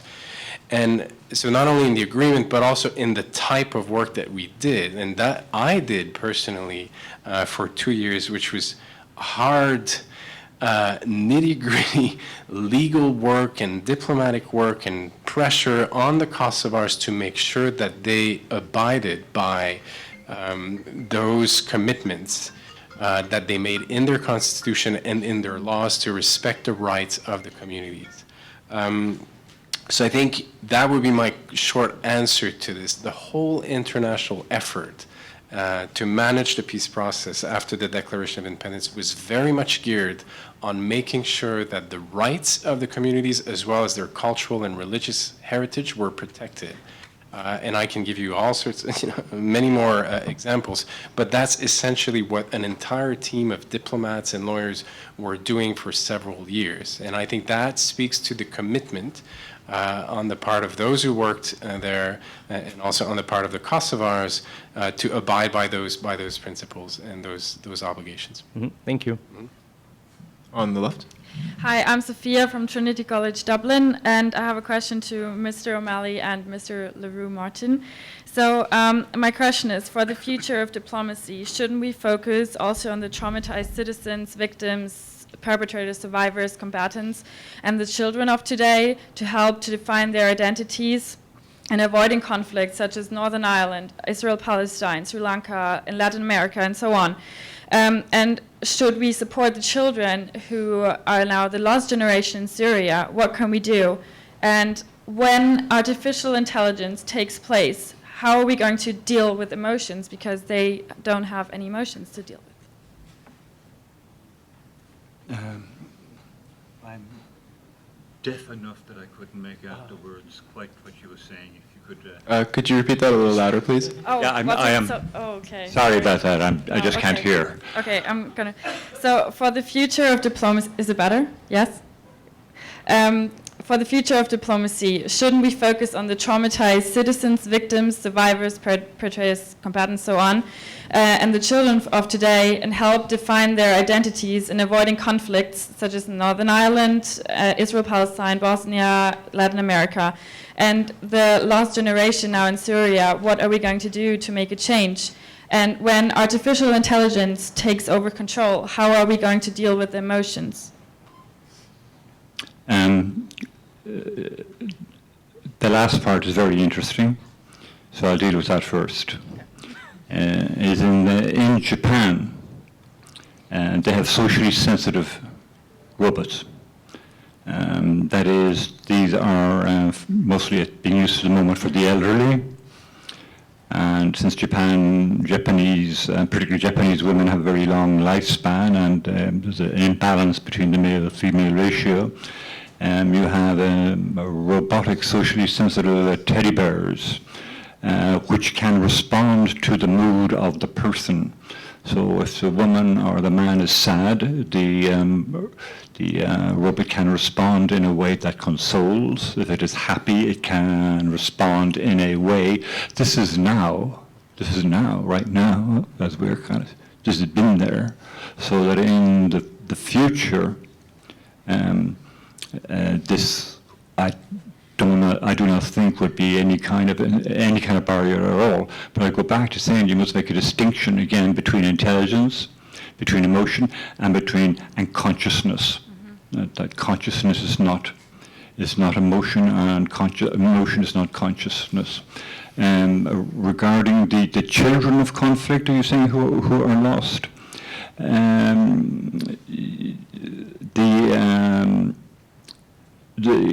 One of the drivers of movements like the IRA, for example, or ISIS, for that matter, which refer to the human being's need to belong, to feel that their life is meaning and purpose. And I'll answer it in terms of an organization that I have established. This is an organization that brings young Muslims from the marginal neighborhoods in the major European cities and the Balkans, that brings them together for the purpose of giving a sense of belonging, a sense of purpose, and a sense of meaning to their lives. And the concentration is on what one would call the lost generation, that is the in-between generation that's not, in a sense, in Minneapolis would be not Minneapolis enough to be from Minneapolis, and for Americans, and that's not Somalian enough for their parents, so they are lost. And when I think that you need, again, on a non-governmental level, more organizations that can, NGOs that can address this kind of thing. With regard to Northern Ireland, just give me the tail end of what you were saying, asking. About like the traumatized citizens and combatants and survivors? Yeah, I think you're putting your finger on something very important, and that is that in societies that have undergone periods of severe and lasting conflict, it's not just the children who emerge traumatized, it's that everybody in the society is traumatized, and that people in these societies are, for the most part, have post-traumatic stress disorders, and people with post-traumatic stress disorders act in very different ways than people who don't. So often when we see them, even in a post-conflict situation, behaving in a certain way, we think, well, that's not normal. They've come out of conflict. They should be this or they should be that. We're not recognizing that all these people are emotionally sick. And they're making decisions on that basis. And this phenomenon is not recognized. And it's particularly not recognized in the case of Israel and Palestine, is that if you look at Israeli Jews as being a traumatized people, and trauma is intergenerational, it doesn't go away in the first generation, then how they view the world becomes, makes a lot more sense to you. You understand it better from their point of view than if you just say, oh, those fears are, these fears are absurd, they're not real, they're not that. Fear is always real, and fear comes out of trauma. And as long as there's that lingering trauma, that fear will be there in the very same way as in Northern Ireland or in Kosovo. And we did some work in Mitrovica. I took students there, and we're bringing Mitrovicas on the cusp of Kosovo and Serbia, so it has, Serbs are in the municipality. It's divided by a river, and on the northern side you have Serbs, and on the southern side you have Kosovars. And the lingering war is still going on there, okay? But we did a conference there once, a conference with 12 divided cities, and we had Mitrovica hosted. And we brought over 10 students to act as kind of volunteers and put things together. But we had the students stay on people would not cross a bridge over a river called the Ibar River. They would not cross the river from the south to the north or the north to the south. So we had the students stay on both sides and cross that bridge every day until by the third or fourth day, we could get people to accompany them across that bridge. And they began to understand, just small numbers, that there really was nothing to fear. And now whether that was lasting or not, I don't know. I know that's not an adequate answer to your question. No, but it is. Okay, thank you.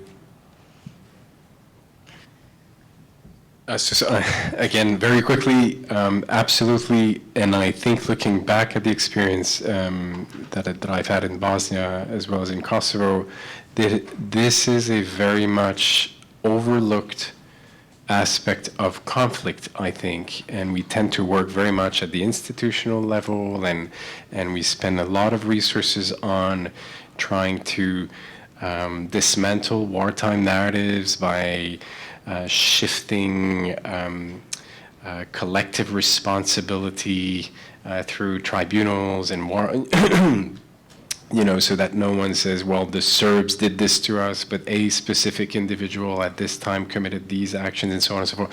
And so we tend to operate very much at this level. And then there are things that happen to address, I think, what you were saying, but I think it's very often overlooked, and I think that is a great mistake. But I could talk more about this, but I want to leave time for Thank others. you. Mm-hmm. Hello, I'm a student here at Tufts University. I'm Mile, and I come from the Balkans. So I'm very glad, Mr. Leho Martin, that you addressed Bosnia and Kosovo. So my question is addressed to you. And you said that in the cases of Kosovo and Bosnia, there was limited military force used that was intended to stop the armed conflict and produce fertile ground for coercive diplomacy. Well, Dayton Agreement being the product of that coercive diplomacy. Looking at Bosnia and Kosovo 15 to 20 years later after the NATO interventions, one of which with questionable legitimacy, could we say that such approach of limited military action followed by coercive diplomacy is short-sighted and it doesn't produce stable states with potential to progress? And also with the diminishing importance of diplomacy, and thereby direct influence over the internal affairs in such post-war societies, should we be concerned about the internal stability in such post-conflict societies? I mean, I just read on the news yesterday that in Bosnia, in Mostar, the Bosnian flag was burnt in the middle of the day in a state institution in Mostar. So,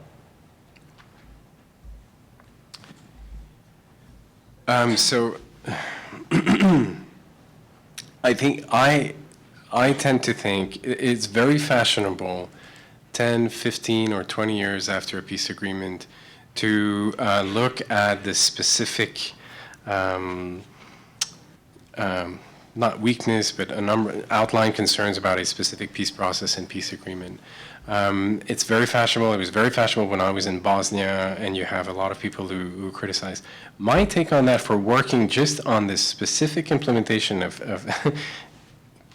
of provisions in a peace agreement is that it is extremely hard work.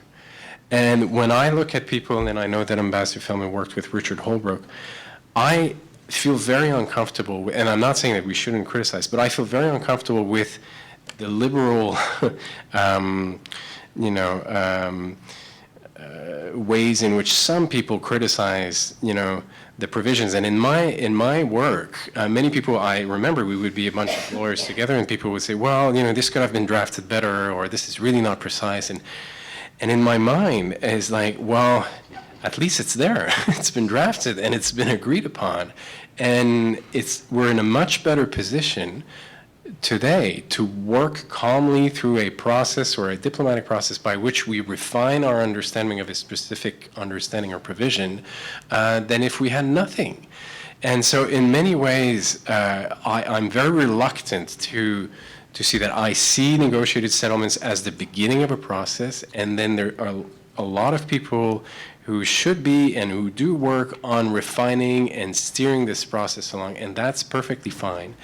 To the point that you were mentioning about conflictual dynamics that are left after the conflict, I fully agree, and that's why I suggested in my book this notion of nonviolent wars, and to say that war doesn't end with the end of armed conflict, but transforms itself, at least in the case of Bosnia, into a nonviolent war where sports, politics, culture, questions about federal units enter into international agreements with other states, all of that become part of a nonviolent competition over power, which one could call nonviolent wars. So yes, I am in agreement with you that this continues, but I think that speaks for more diplomacy, more resources, and more time spent on managing these peace processes, and a recognition that these are not short-term linear processes, but those are complex, long-term issues that require sustained efforts and support. But also, I think it calls on us to learn from our experience to be more strategic as to how we negotiate these agreements, and so that we tackle the hardest work initially and don't postpone or push harder questions until later, because diplomatic and military and international resources tend to go away, and then you're left with big problems with less resources. So there are ways in which we can be smarter and better at doing that kind of work so that the types of dysfunctions that you're alluding to can be mitigated. thank you very much. I'll just add to that. I thought it was an excellent response, and I wasn't involved in the Balkans process at all with Holbrooke, but I certainly have heard similar criticisms about a whole range of other negotiations and peace processes, including the one that I was involved in with the Afghan government, which has left a very fragile political government in place at this point, but a government that is still holding some degree of stability in the country, as opposed to the alternatives at that moment, which were a very real potential for a new front in a civil war. And I think that, at the end of the day, diplomacy is meant to deal with pragmatic real-world problems and to come up with real-world solutions. And looking at that kind of bridge from the philosophical approach, the academic approach to what that operationalization looks like is really very difficult. I mean, to the last question on children's rights, I mean, of course, no one's going to deny that that's not a fundamental need and necessity to look at. But at the end of the day, how are you going to actually get to a process in Northern Ireland, in Israel, Palestine, anywhere else, where you can start addressing some of those issues?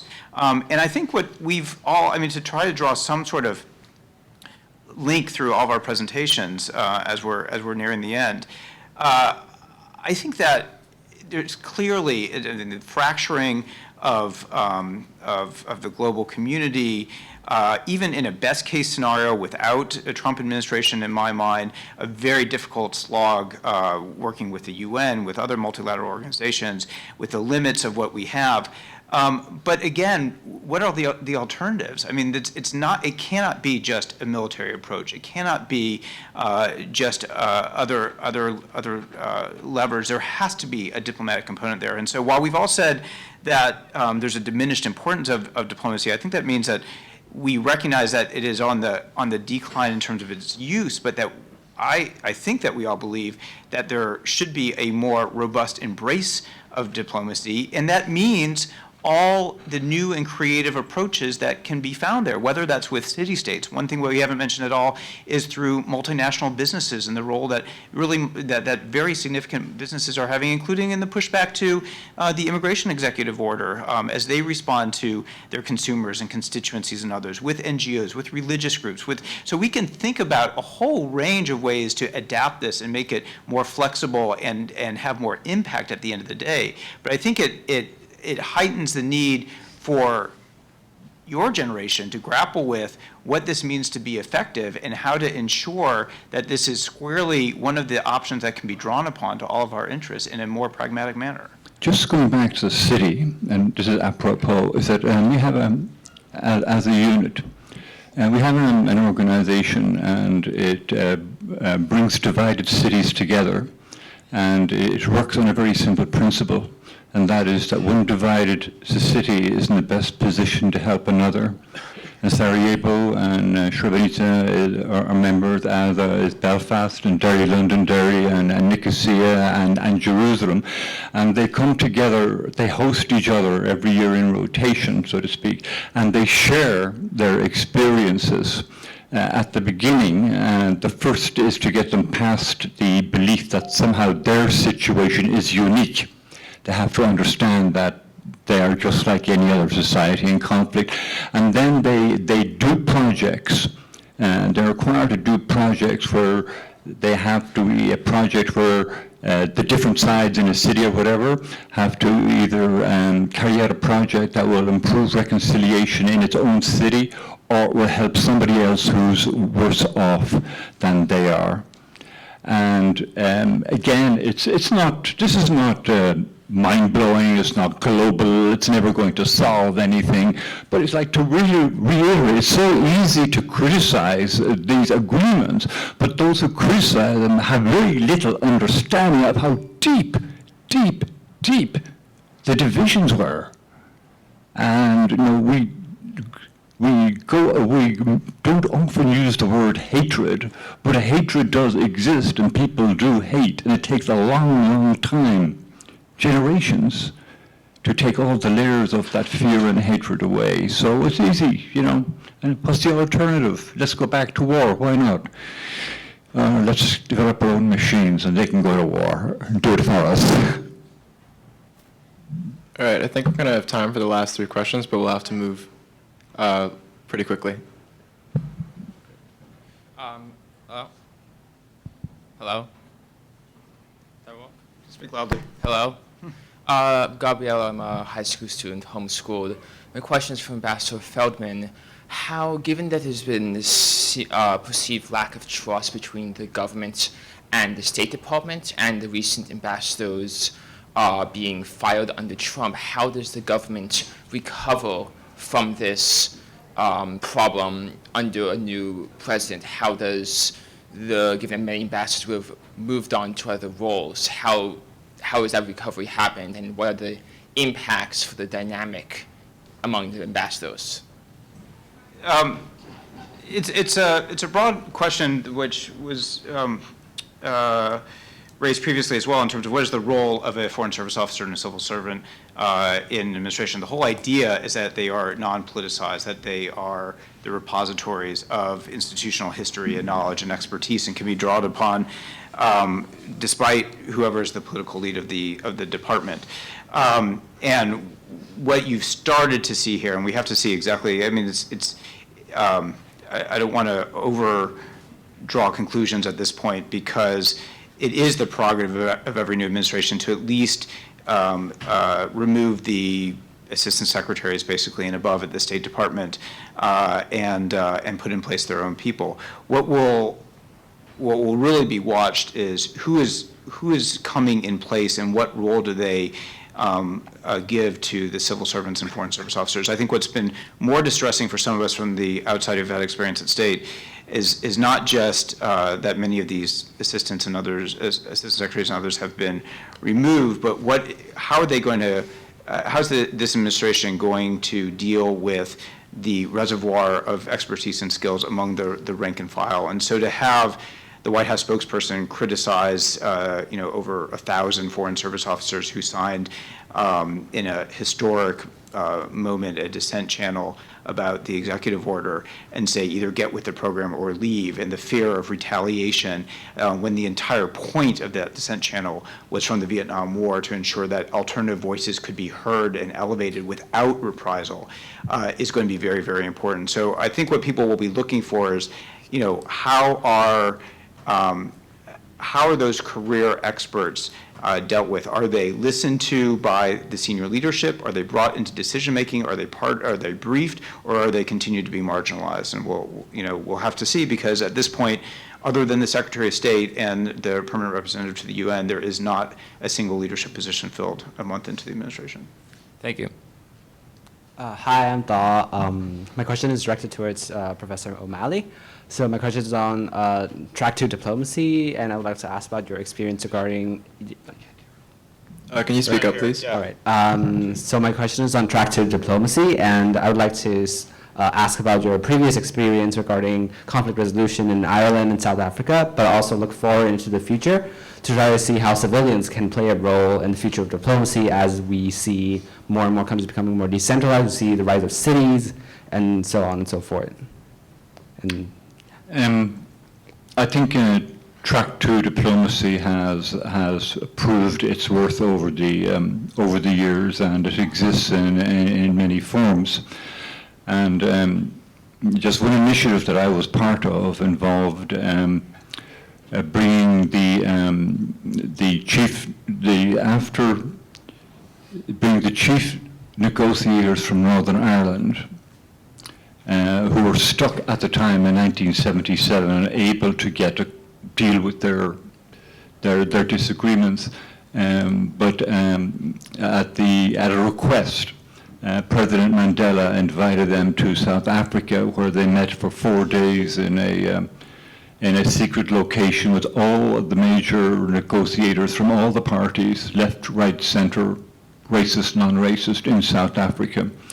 And the Good Friday Belfast Agreement was signed the following year, and leaders from both the Sinn Féin IRA side and from the Democratic Unionist Loyalist side, both on the record said that that had been a seminal turning point for them.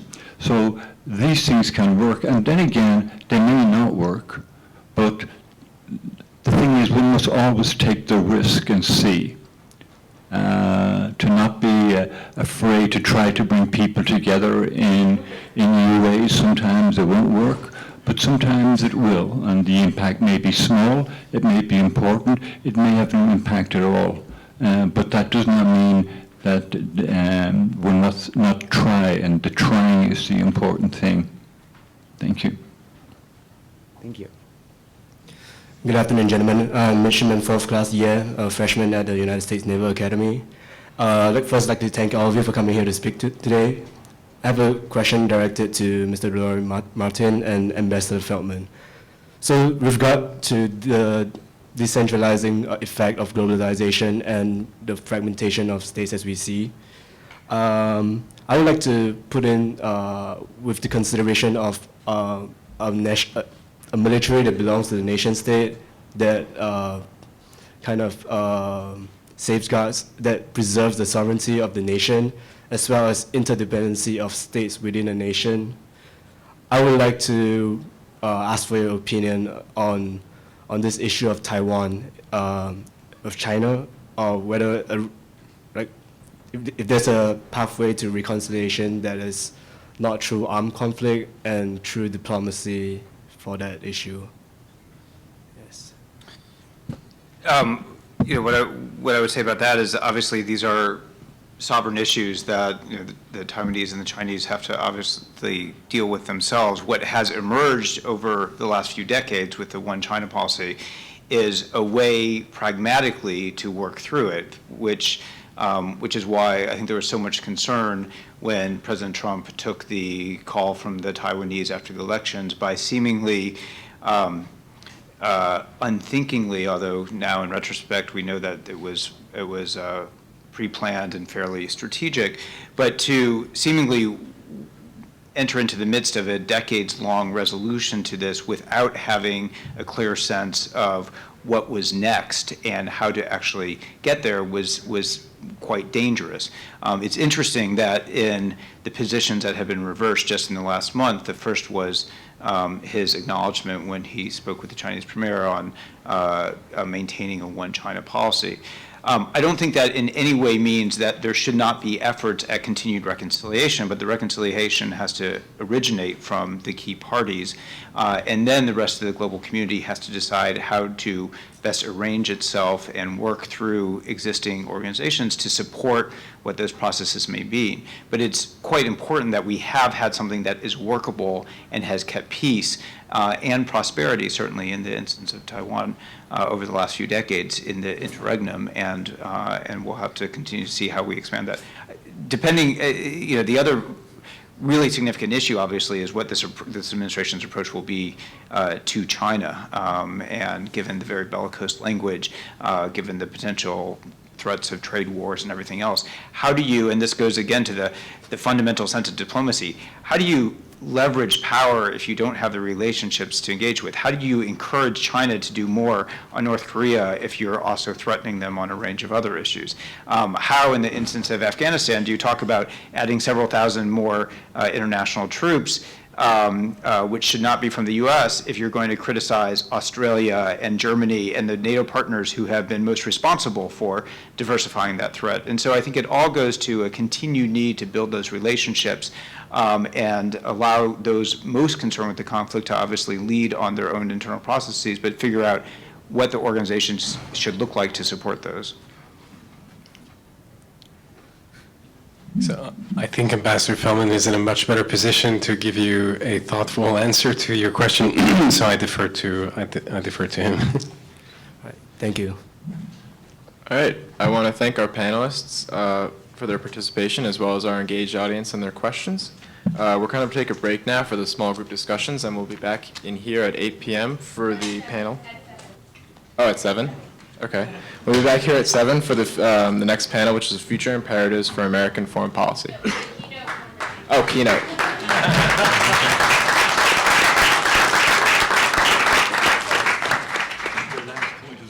Thank you. Good job. Thank you.